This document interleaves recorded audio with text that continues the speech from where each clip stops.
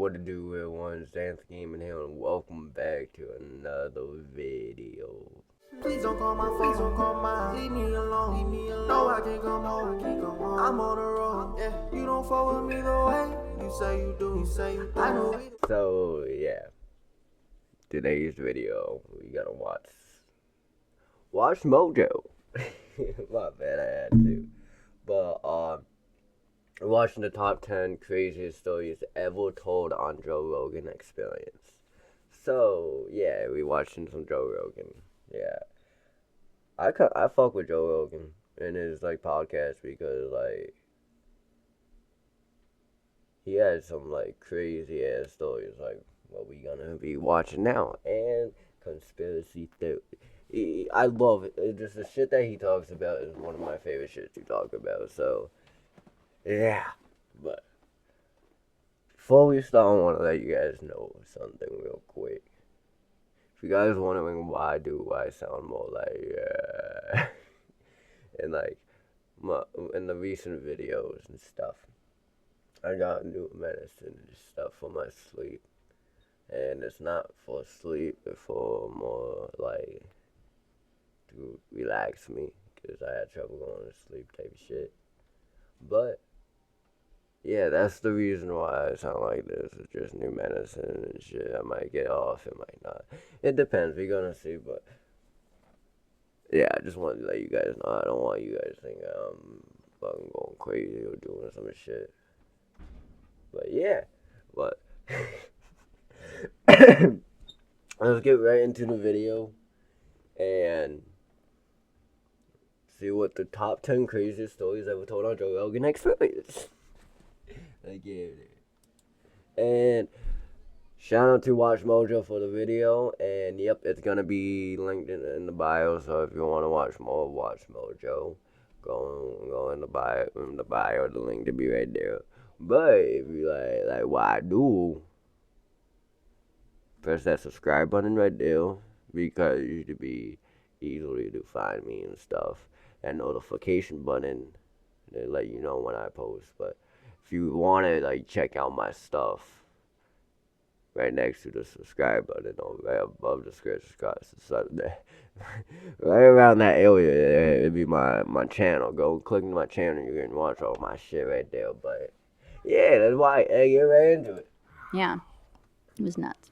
Wow. Yeah. That's a great story. Welcome to Watch Mojo. And today we're counting down our picks for the top 10 craziest stories ever told on the Joe Rogan Experience. I mean, this is crazy. For this list, we'll be looking at the most shocking, wild, and astonishing stories ever told on the Joe Rogan Experience. Which of these stories was your favorite? Let us know below. Number 10. Jewel's rise to stardom. Singer and songwriter Jewel never had it easy. On the Joe Rogan Experience, she described her experiences as she began her career. I needed the money so badly. Like, I didn't have food, you know? Cash-strapped and homeless, she did show after show despite reaping very little rewards. As her shows began to gather more and more attention, she was discovered soon after. However, despite the rise in popularity and receiving record deal offers from labels, she was at a crossroads. And I was like, I wanted to do it, but I was terrified of doing it. So I made myself a promise that my number one job would still be to figure out how to be happy, and my number two job would be to be a musician. She also...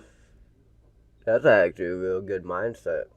Not your job or anything. That's number one. Like being happy is whole number one. And then after like being happy is her career. And that's a real good mindset because a lot of people have it flip, job then health or happiness, because happiness, if you're happy you have good health usually. But yeah, it's usually with people it's flip. With her, she has it the other way. Happiness first, career second. And that's fucking awesome. Like real fucking awesome. Like I don't see a lot of people do that, but yeah. points out that she turned down $1 million bonus. Damn. Holy shit. As a homeless kid. Oh my god. Oh my. So she was homeless and toned down $1 million just to be happy. Hey, sometimes happiness is more important than money. Actually, most times. But yeah. God, that is so crazy. The passion as she tells her story is evident, and hearing Jewel empathize on prioritizing her happiness over all else is something we can all learn from as viewers. Like I said, that's one of the best way to think. Happiness over money, not money over happiness. Money don't make happiness. Money make temporary happiness. And if you want permanently happiness or permanent happiness, you gotta focus on your happiness before your money. Because if you're happy, your money gonna make you a little bit more happier. That's not always gonna stay. And depending on what type of happiness you like to do, if you like giving and seeing people happy and that makes you happy, yeah, money can help that a lot. But doing stuff for people that make you happy and see them happy, that they have someone helping them, you don't need no money for that. Like, majority of the stuff to be happy or doing stuff to make people happy, to make you happy, is free. Like, you don't need no money, like, at all. Like, when I blow up, when my YouTube channel blows up, I'm definitely gonna go to, like do shit for like the homeless, people in the shelter and all that shit. So It meant I had to put myself in an environment and in a position to win as a singer-songwriter and as a folk singer, no less, at the height of grunge. oh shit. Number 9, Young. She was a folk singer? Oh shit. Nah, yo. I know this one. I'm gonna let it play out, but I know this one. This one should be at least top 3 of the craziest shit told. Like, top 3. Because this kind of exposes North Korea and how they are a dictation. Or like a dictator running that country. Like, it's fucking crazy. This shouldn't be number 2 or number 9. It should be at least 3, 2, or 1. Like, I don't know what's on here, but this definitely should have been up way more. Like, she's a savage. Like, a savage for escaping from North Korea. And she kind of cute. Like, yeah, man, like, she kind of bad. Mi Park's escape from North Korea. Some may already be familiar with Yeonmi Park, one of the more. Yeah, this shit blew up. This shit blew up when, like, this podcast happened. Like, she blew that video up with her story. It was crazy. Well-known defectors of North Korea. She has been heavily outspoken about her experience in the country. Literally the darkest place on earth. Yes. We don't have electricity. During her appearance on the Joe Rogan Experience, Park not only tells her story, but also provides details on how she escaped the country.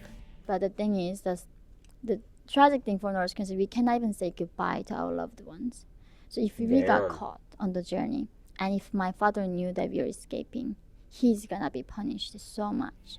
To say that her journey was wild is an understatement. She describes crossing the frigid Gobi Desert and even packing poison and a razor blade as a plan B if she were ever to be captured. Oh, Despite Park shit. being somewhat of a controversial figure due to some of her viewpoints and several hot takes, her story of survival is nothing short of incredible. Hell yeah. Wow.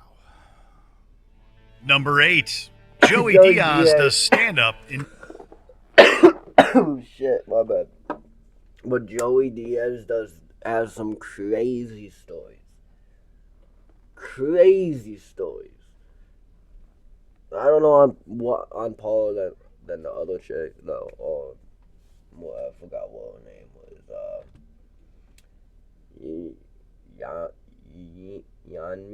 Yeonmi Parks. Her story was crazy. Like, the craziest I ever heard. But Joey Diaz, he has some crazy ass stories too. Tennessee. A recurring guest on Joe Rogan's show, everyone knows that they're in for a treat whenever he's in the studio. The countless stories he's told are nothing short of hilarious and absolutely bonkers. One notable story he told on the show saw him go to Knoxville, Tennessee to do stand-up. It was there that he encountered a sex worker. They went on to hook up, I went back to my room. I didn't think nothing of it. I'm like, Jesus Christ, I scored.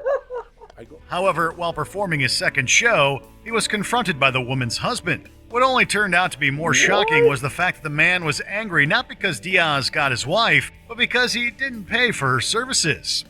When the cops came, he kept saying, man, somebody's going to get hurt if I don't have my $40. His delivery and the manner by which he tells the story is nothing short of hilarious, and sums up why he's a favorite guest among JRE viewers. You think that's crazy? Number 7. Tyson Fury's identity crisis. There are no ifs, ands, or buts. Tyson Fury is one of the greatest boxers of this generation. However, his career hasn't been without his fair share of lows. On the Joe Rogan Experience, Fury delved right into the struggles he experienced. After defeating Vladimir Klitschko and becoming the heavyweight champion of the world, Fury lost his sense of self. I'd wake up and I think, why did I wake up this morning? This is coming from a man who had everything. Money, fame, glory, titles, a wife, a family, kids, everything. But I felt as if I had nothing. I felt there was an empty, gaping hole. He soon spiraled into a depression that involved heavy drug use and consumption of alcohol. This resulted in an extended break from competition. I didn't care about boxing. I didn't care about living. I just wanted to die. And I was going to have a good time doing it while I was doing it. After a near-fatal death experience, Fury took it upon himself to turn his life around and focus on his mental health. Inspirational through and through, Fury's tale ultimately shows that with the right mindset, anybody can get back on their feet. I look back on it now. He's right about that. Like, if you're at a tough time in life, look out at everybody else that's going through shit. Look at people that are going through the wars of the wars. And look what they did to make it through. And look what they did after they made it through. If you guys really want to know a little secret, everybody that's been through shit, been in the hole of depression, been in the darkness, and made it out, every single one of them all is successful. Every single one of them living their best lives. It doesn't need to be a millionaire type shit. They can be barely making it, like paying rent, everything, and have a little extra on the side. They love it. Like, some people will love that. Some people will love, like, a comfortable section. Some people want to be rich. But anything they want, they've been through wars. And they can make it through and get what they want. So think about it that way. If you can make it through this time, this obstacle, you can make it through so much more shit. So, yeah. No. And I think, would I change that? I wouldn't. And not many people will think, well, this man's crazy for saying that on a radio show, but I wouldn't change a thing because I know it was supposed to happen. And I needed to be tested to see what type of character it was. Yep. Number 6. Like, Lord, I said the exact same thing, but in a different way. Every depression, every time you're in a hole, every time you're in the darkness, it's just a challenge and a test to see who you are as a person. And all you gotta do is push through and make it through and pass that challenge. And everything gonna be alright. So, yeah. Damn, that shit got pretty dog. We only 5 minutes in the video, but we already lowered the length of the video. 6. From poverty to UFC champion. Today, Francis Ngannou is one of the hardest hitting fighters in MMA, period. Look at this. Wham! Damn. Oh my goodness. But before that, he was someone just trying to make ends meet. He details his beginnings on the Joe Rogan Experience. I hated this thing growing up. Oh, you can't imagine. I hated the sand mine, everything. I hated my life. Growing up in Cameroon, he had a very rough upbringing. From working in sand mines and going days without barely eating food. is that the guy that never worked out in his life and just built like that because he was working like grown man jobs at the age of like 7? Like, is that him? I know there was someone that is like that like blew up or something. But I'm not. I don't know his name, but like it was crazy. If this is him, fuck. Ngannou's story is harrowing. You know, so I have to wake up at 5, just get ready, start work. Sometime with not eating. Then I get to school, and the school close at maybe 4 to 5. But since I didn't eat in the morning, by noon, 1 or 2, I'm hungry, I'm starving. I can't take it anymore. Fortunately, his hardships only served as motivation and pushed him to work harder. He soon after started training in MMA, and so began his rise as one of combat sports' biggest stars. So this has been a wild ride for you, huh? Yeah, it's been a long road. Number 5. Oh, How David David Goggins. Goggins became David Goggins. Yo, this motherfucker's David Goggins is a crazy. beast. On JRE, you find out exactly why as he Like David Goggins, like his mindset is so dedicated to something. If he wants to do it, he's gonna do it. Like no one's stopping him. Like that, David Goggins is like. I don't want to say to have his mindset because his mindset is like obsessive, but have something like that. Don't be too obsessive because like if you're too obsessive, it can get too overboard. But if you like dedicated, that's the best word to have. Don't because it can be like a hobby, then dedication, then obsessive. You want to stay at dedication because you staying at it, keep on pushing yourself to do it, and that's dedicated. That's what he's trying to like motivate, but he's like obsessive with it, like obsessive with the shit he does. I'm not saying it's a bad thing. It's like a great thing to do, but it can get too much, way too much. It can be bad for your health, bad for like you in general. So, like you can be obsessive, just don't be too obsessive. Be dedicated. That's why I say be dedicated more than obsessive. Pick one thing to obsess over, and everything else you still want to do dedicated. Be dedicated to it. You only can be obsessive to one thing. Anything more than one thing you obsess with,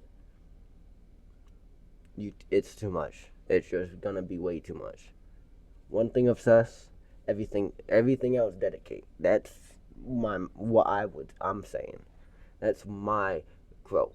Quote that to me. If you guys want to quote me, say one thing obsessive, everything else dedicated. That's the way to live. That's the quote. Yeah. tells his life story. What got me to this point was I was just the opposite of what I am today. I was that guy who ran away from absolutely everything that I got in front of me. But Enduring racism and getting no love whatsoever from his father, Goggins went to the military. It is here that he developed his fortitude and surreal willpower. Listening to him speak on the Joe Rogan Experience, one would think that he is not from this planet, which somehow seems like a plausible explanation. I wanted to be a man that detests mediocrity. It got me in a lot of trouble in the SEAL teams and going forward in my life because I started looking down on people for not doing hard as shit. His tale is fascinating, and it will have those listening be fully engaged. Eloy proved what I'm talking about. If you be too obsessive, you can go overboard. Like he said, he got overboard. He was looking down on people. That's not cool. That's never cool. But if you gonna look down on people and find the flaws that you look down on, help them bring it up. That's all I'm gonna say. If you're gonna look down on someone, because that's your personality, and you can't change it, do it a positive way, not a negative way. Look down on people and put them down. look down on people and help them out with what the things they have in trouble. Because if you want to look at it a bad way, you're looking down on someone, you think you better than them. If you're looking in a good way, you look down on someone, you see their flaws, their negatives that they trying to work on, or they don't even see, and you go to them and say, "Yo, this is what I see. This is what I see people that look down on you on. This is how you can change it. If you want help, I got you." That's the best way to look down on someone. So, let's get right into it. A true testament to hard work and dedication at the highest level, Goggins' story is the result of all of that and then some. I'm driven. I'm obsessed. And that's what you see. That's it. Number 4. Edward Snowden exposes the NSA. I know we got way off topic here. I'll get back to it. Fine. There's no such thing but as when off topic. We could do we can talk about whatever. Many might be familiar with this whistleblower story. Basically, everything that they could monitor, they were monitoring. Condemned by the United States after releasing countless documents from the National Security Agency to the press, Snowden sought asylum in Russia and has been there ever since. The government, of course, was trying very hard to change the conversation, as they always do, to be about who is this guy? What have they done, right? What's wrong with them? What are their problems? Who is this loony guy? So they can controversialize the source of a story rather than having... I like how he had the voice cracked right there. Like, listen. So they can... The source. Controversialize the source. You hear that? Yeah. Of a story rather than having to confront the story itself. While explaining what took place, Snowden also explains his mindset and goes deep into why he did what he did. Although the government has painted him out to be a villain, his appearance does the exact opposite. The interview received critical acclaim, and while Snowden's story is quite crazy in and of itself, it showed the true depths of sacrifice he endured to expose the truth. Well, all those years I was sitting, hoping for someone else to come forward, and no one did, right? That's because I was waiting for a hero. But there are no heroes, right? There's only heroic decisions. You are never further than one decision away from making a difference. Mm-hmm. Number 3. I want to go more on that line. No, you are one step, or always one step away to make a change. No matter where you at, you always are one step away to make a change. All you gotta do is figure out how to take that step, where's that step, and how can you take that step. Then that's all. But you always one step or arm reach away to make a change. Keep that in mind. This is a really motivating video right now. Oh shit. Paul Stamets cures his stutter. Now, I'm going to tell you something that's very deeply personal, and it's very significant in my life.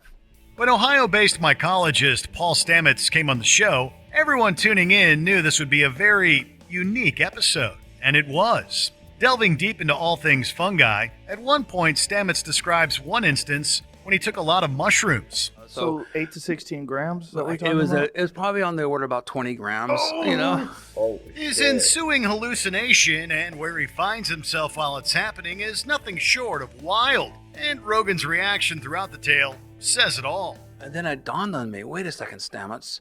You're in the tallest tree on the tallest hill for miles in the middle of a lightning storm. This is not the best place to be. And so But just when you think the ordeal can't get any crazier, it does. Feeling as though he's on the brink of death, Stamets began reflecting on his life. Annoyed by his habit to stutter, Stamets repeatedly told himself to stop during his trip. Soon after coming down from his high, and fortunately still alive, Stamets soon realized he no longer had a stutter. I stopped stuttering in one day. Whoa. Oh shit. Number 2. Joel turned. I have no like solid information that I know by heart about mushrooms and doing that shit. But I want to comment on it. If that's true, and I'm not saying he's a liar or making stuff up. I'm the type of person that likes proof. I don't know how he talked back then. I never heard a video of that him talking back then. But if that's true, the only quote unquote air quotes drug that helps, like not the hard drugs, but what people say drugs, not medical drugs, but drugs. If that's true, that means mushrooms and weed is the only ones that actually have medical things. I know people, those like fentanyl. I don't know if I can say that on YouTube, but we gonna see. But with that, I know those are medical dose. You know, those different, like, it was medical levels too, I know that. But, if that's true, that'd be fucking dope. Fucking dope, because I know Colorado is the, I'm not, don't quote me this. I think it is, but I know there's one state that mushrooms are illegal. So, maybe they are ahead of the time and know something about mushrooms that everybody in every state doesn't know. We don't know. Turner's hostage situation. When former SWAT operative Joel Turner came on the show, he went into full detail on all aspects of what his previous line of work entailed. I was scared to death, man, in the sniper world. No, I was like, man, I hope it doesn't go bad. And I'm like, that can't be the mindset. Right, Holy mackerel. But it is the mindset of most cops because they don't have a why. In one instance, he describes a hostage situation that he was called in to respond to. A man has taken his own daughter hostage, and the way the incident is described by Turner almost sounds like a scene from a movie. I push the rifle in the window, and I come around the corner, and I look, and the little girl's looking right at me, right? Because all the broken glass. Needing to take a shot, Turner details everything going on through his mind as he takes aim at the assailant. Despite the intensity and stress of the situation, Turner was successful, and the girl was saved. The story is told in such detail that it almost feels as though we're right there with him. I mean, it's just that was the culmination of everything. That was the start of Shot. All right. My bad, guys. Because now I'm like, this is no bullshit. Before we unveil our number one pick, here are a few honorable mentions. Before the honorable mentions, my bad for pausing. No, you guys gonna see that, but you guys would not see why. There's ads, 2 ads this video, and I put in my notes that the ad timestamps for me to cut it out. You guys won't see it, so don't mind that. I'm sorry, I just had to see the time, blah blah blah blah blah blah. But let's see the honorable mentions. I still think the North Korea lady.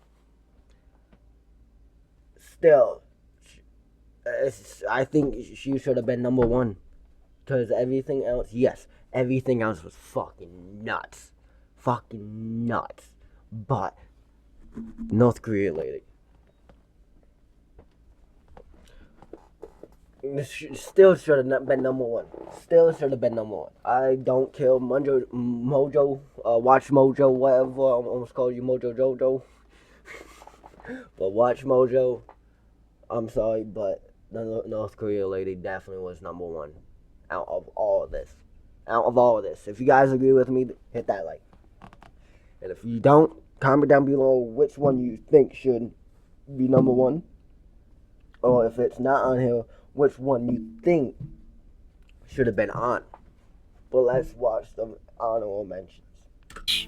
Forrest Galante recounts a crocodile attack. It's not something we ever want to see. I can show you pictures of it. It'll blow your mind. Julie Kedzie soils herself. After a hygienic accident and win, this MMA fighter had to meet Vladimir Putin shortly afterwards. What the hell? So I just take my panties off and just roll them up and shove them behind the toilet. Ah! I know, seriously. Black lace thong, Vladimir Putin. That was mine. I want it back.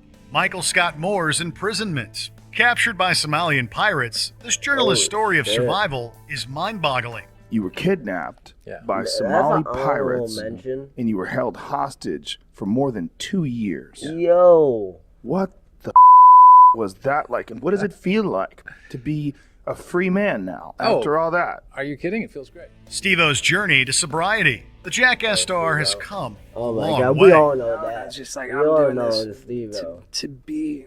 I like had my priorities straight, you know, and then I was there for 60 days, and I said by the time I finished that, it was 6 months, and then I went into like the regular sober living. Daryl Davis and the KKK. This musician has convinced hundreds of KKK members to see the errors in their ways.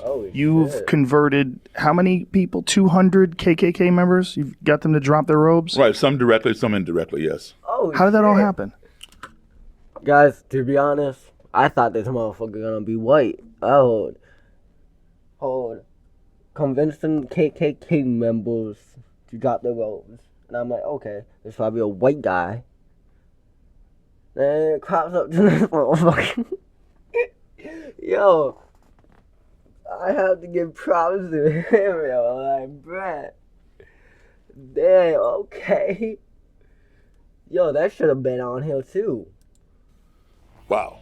Before we continue, be sure to subscribe to our channel and ring the go bell ahead, to get do that. notified about Go our do latest that because videos. You have the watch option to be Mojo. notified for occasional This videos video or wouldn't be all of them. possible. Go watch if you're on that. your phone, make sure you go into your settings and switch on notifications. Stories of individuals being number 1. Nick Yaris's false imprisonment. Stories of individuals That being shit's wrongly crazy. convicted are terrifying. That shit's And Nick Yaris's crazy. story is exactly that, if not more. Listen, man, to say that you've had a crazy experience in this life is one of the most understated things a person could ever say. I mean, where do we begin, right? Back in the 80s, Yaris was Yeah, wrongfully it's all convicted fun, for the yeah. murder of a woman, and it resulted in an over 20-year-long attempt on his end to clear his name. On JRE, Yaris gives details about everything, including his time in prison. So I'm sitting there in 1985, 1986 with 105 years plus the death penalty. Damn. And I decided, this, I'm gonna be a nice guy. It's quite shocking, but fortunately, there was a light at the end of the tunnel. And Yaris was exonerated in 2003 after DNA evidence proved his innocence. Despite experiencing such unfairness, Yaris's feat and ability to come out on top through it all is a true example of perseverance at its finest. And I thought, I gotta tell that story, you know? But it's been so hard to come back from these moments, Joe. It's just like, I look at what they did to me. Did you enjoy this video? Check out these other clips. That guy, there's so much more on him. Guys, go watch that episode of Joe Rogan. And him, yo, he got thrown in solitary confinement.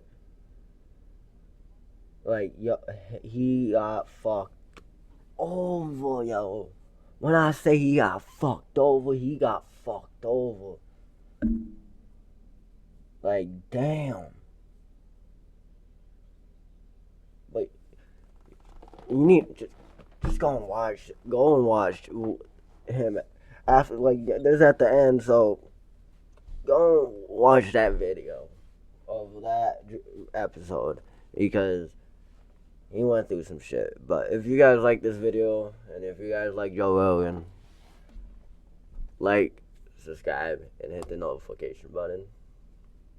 Because when I post, you guys gonna know when I post because the notification button go ding. But yeah, I just see you guys next time. What you gonna do? I'm good. I'm cool. On you, I should. I fuck hoes. On you, I'm good.